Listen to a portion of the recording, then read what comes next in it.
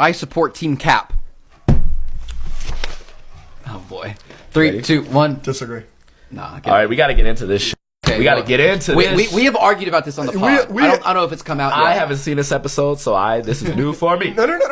It's very simple. I think that, so Cap is correct in that movie. And I think that the Sokovia Accords as is are wrong. Okay. Yeah, I don't agree with the tribunal, the council that decides where they should go or whatever. Ross is ahead of that when he's the one who created the abomination. Certainly not. Exactly. So I completely agree with so Cap in that movie is correct. But I do think that the Avengers as they are in the MCU need to be put in check. And the fact that they are completely independent acting like as their own, they're not they're from all different nations. It's just like a concoction. Most of them are US based. I just feel like very easily you've got the situation in Lagos that you cannot have the situation in Lagos and not have any ramifications for that. And Team Cap's whole thing is that there aren't ramifications. Who started the situation in Lagos, though? Who started it? Crossbones. Was it the Avengers? No, Crossbones. Then the Avengers don't need to put in check. It should be Crossbones or whatever the government created. We didn't blow up that building. That wasn't like. But it was her mistake. No, because he was about to blow himself up. Yeah, he was going to blow ground. himself on the ground. Okay, he did it 50 feet in the air.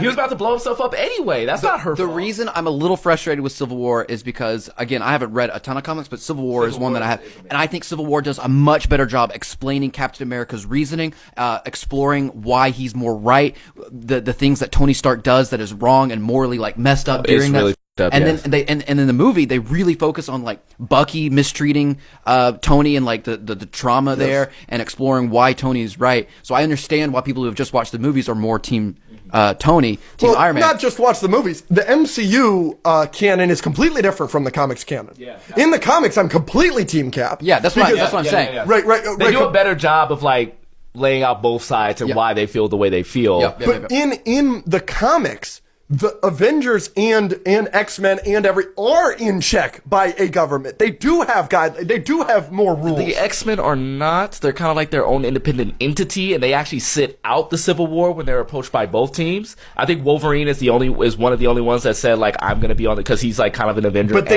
they do work with the government. They pay taxes. They like have real regulations. Every hero in the comics, because they have the time to explain it, has a lot of regulations in the comics. You like explain that because, like I said, they don't have time to explain it in the movies. So there isn't any explanation for what kind of regulations they deal with. And in my opinion, they have to have some kind of regulation.